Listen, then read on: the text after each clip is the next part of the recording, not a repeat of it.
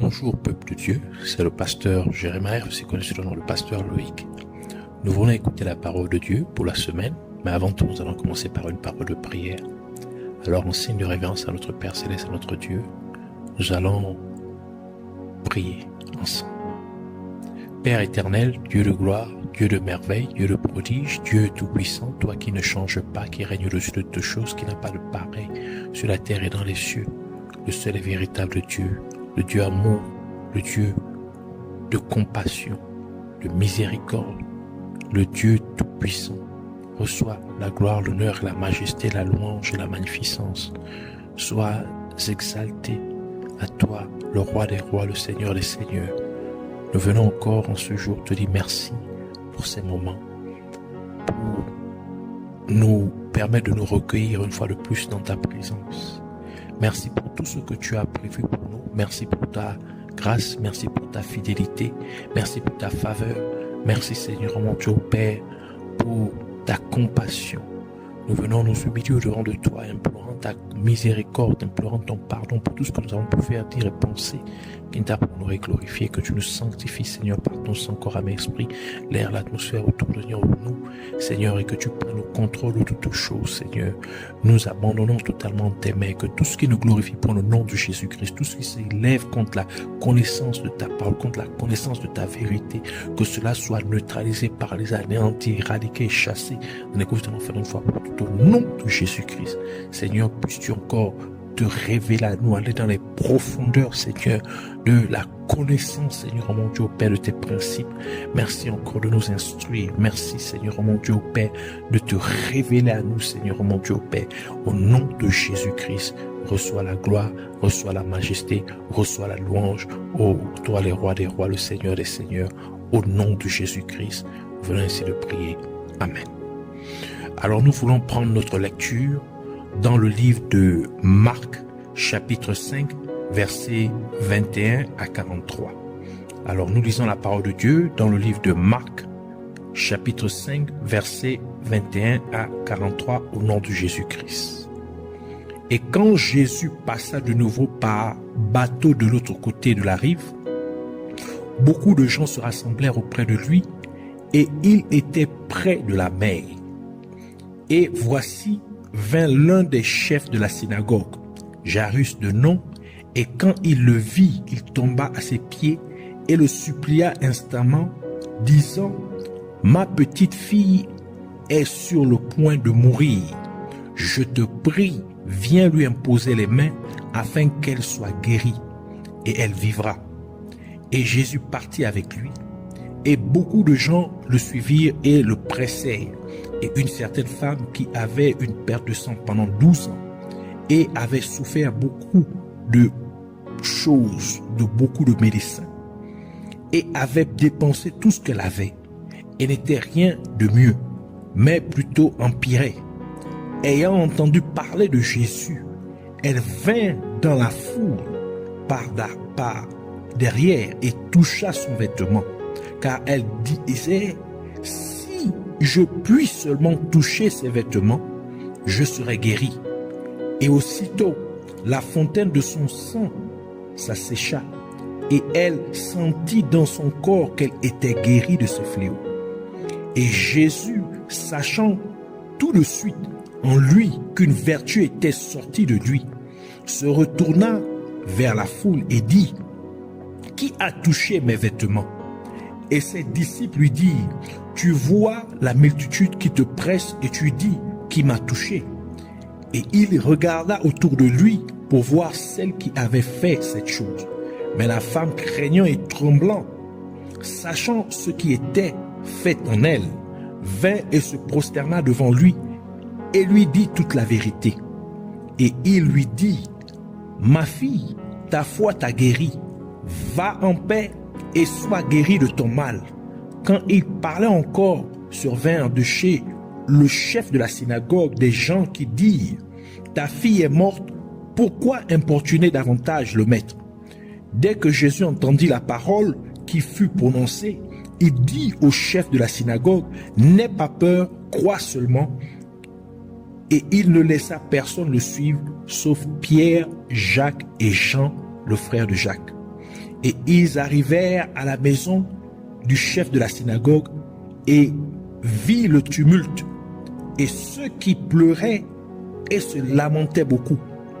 Et lorsqu'il entra, il leur dit: pourquoi faites-vous ce bruit et pourquoi pleurez-vous?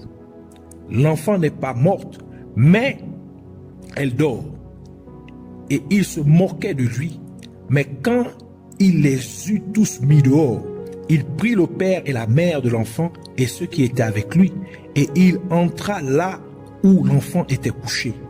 Et il la prit par la main et lui dit: Talitha Koumi, ce qui est interprété: jeune fille, je te dis, lève-toi.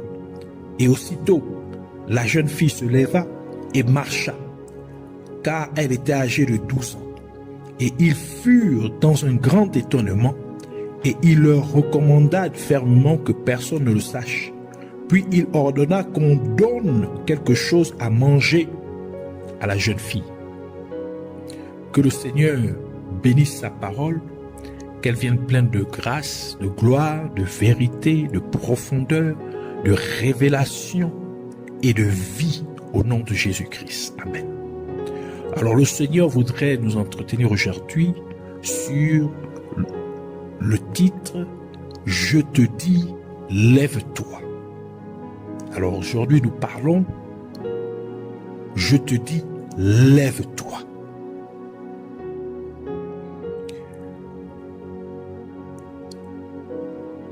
Une situation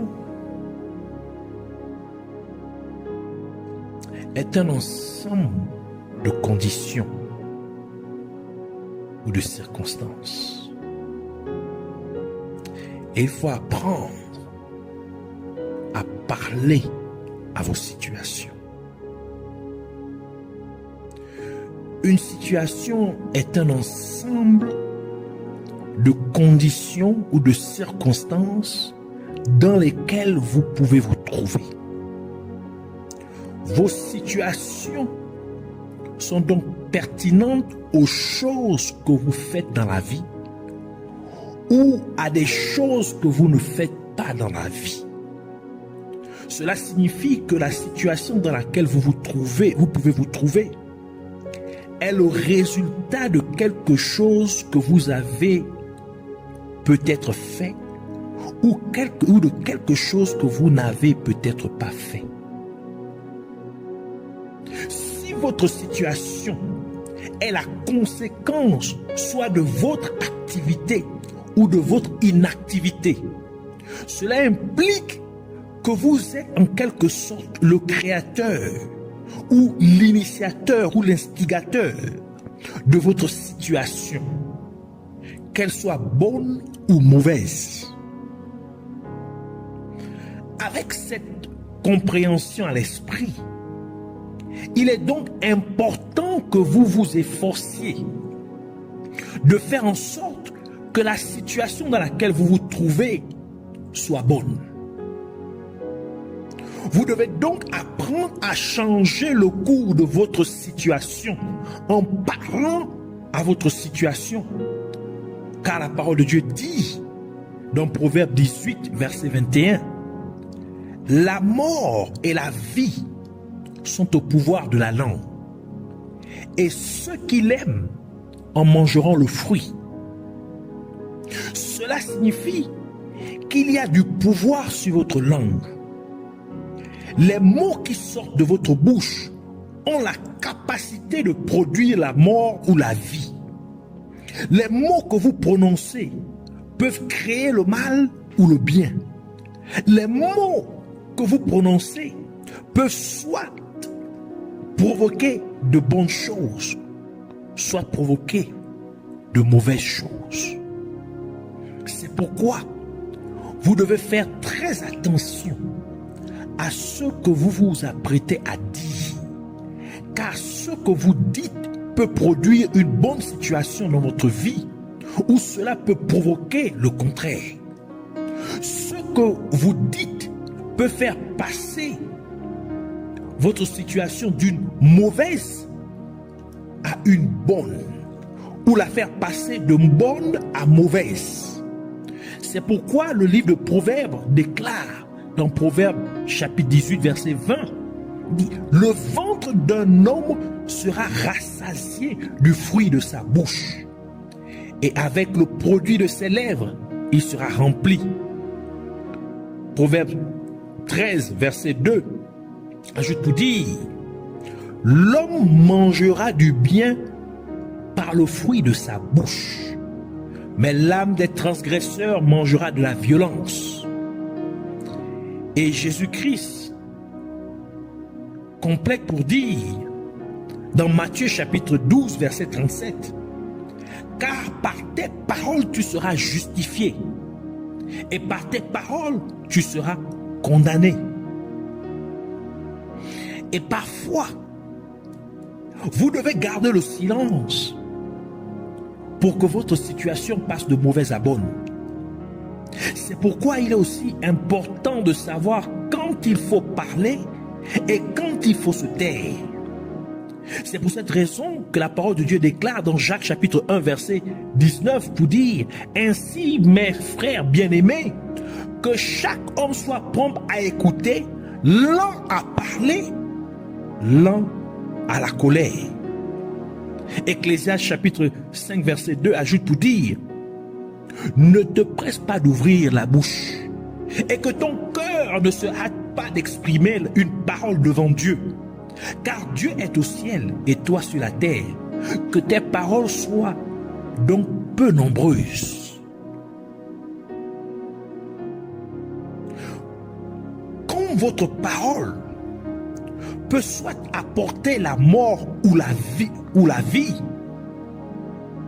il est donc impératif que vous appreniez à assaisonner ce que vous devrez dire,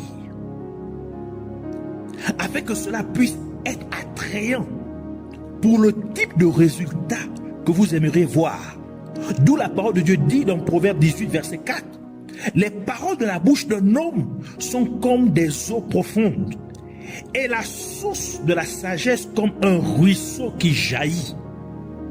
Colossiens 4 verset 6 précise encore pour dire que votre parole soit toujours avec grâce, assaisonnée de sel, afin que vous sachiez comment vous devez répondre à chaque homme. Cela implique que les mots qui sortent de votre bouche doivent attirer les diverses conditions qui constituent la situation que vous attendez. Si les mots que vous prononcez ne sont pas savoureux, s'ils ne sont pas appétissants pour votre situation attendue, alors une telle situation souhaitée ne se produira pas. Par exemple, vous voudrez peut-être voir la guérison se produire dans votre vie, mais pourtant, vous confessez toujours que votre vie est un total désastre. Ainsi, comment la guérison peut-elle venir à vous lorsque vous voyez votre vie comme un désastre? Car la guérison en soi n'est pas un désastre. La guérison n'est pas une catastrophe, mais c'est plutôt une bénédiction. C'est une grâce. Ainsi, vous devrez plutôt proclamer à tout moment que votre vie est une bénédiction de Dieu. Cela vaut la peine de la vivre, car Dieu est bon. Ainsi, en parlant de cette manière, la guérison qui permet à une personne de continuer à profiter de la vie avec laquelle Dieu a béni l'humanité serait par conséquent attirée par vos dires, car vous appréciez et estimez la vie que Dieu vous a donnée. C'est la raison pour laquelle il est essentiel que vous ne laissiez pas sortir de votre bouche de mauvais mots concernant votre situation ou votre vie. Mais vous devez vous assurer que les mots que vous prononcez contribuent à améliorer votre situation. Ils doivent contribuer à édifier votre vie. Ainsi, la parole de Dieu mentionne ce qui suit dans Jacques chapitre 3 verset 10 pour dire De la même bouche sortent la bénédiction et la malédiction. Mes frères, ces choses ne devraient pas être ainsi.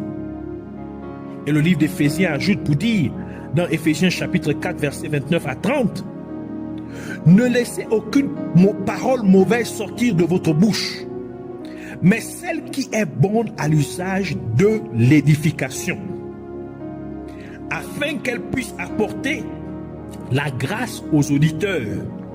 Et n'attristez pas le Saint-Esprit de Dieu par lequel vous avez été scellés jusqu'au jour de la rédemption.